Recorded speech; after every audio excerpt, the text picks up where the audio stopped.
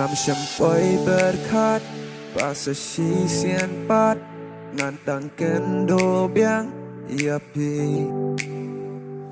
Kat benang ya kismi ka benang ya kipor ngalaj ngano na pila ka jong kalanti mentasa sisian pat na ya kendo batpi Nganom iya show yo pipi wat ye no ya nga ngalalong ujong pipi lalong ujong nga Mensim kahun batpi ba ye Shyrta Kaya nga na kendri ka jing e Wat siapa sa sisinya pingan e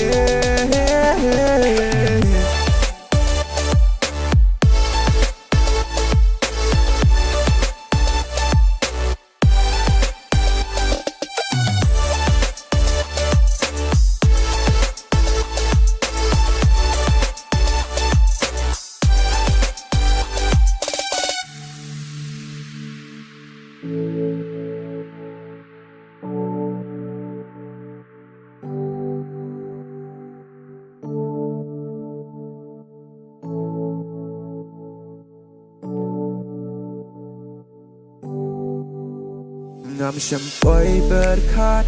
Pasa sisian pat ngantang kendo biang iapi Haki por kena Niju yad rengkat Dajing ye nyia den e Kat benang ya kismi ka benang ya kipor ngalaj ngano na pila ka jong kalanti mentasa sisian pat na ya kendo batpi Nganom iya show yo pipi wat ye no ya nga ngalalong ujong pipi lalong ujong nga Mensim kahun batpi ba ye Shyrta Kaya nga na kendri ka jing e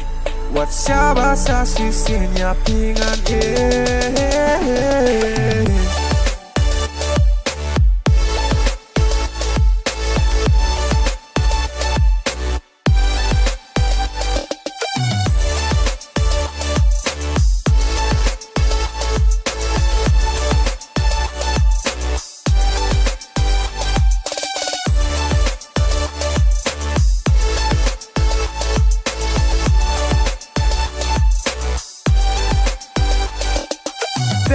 Nada kendri ka jing e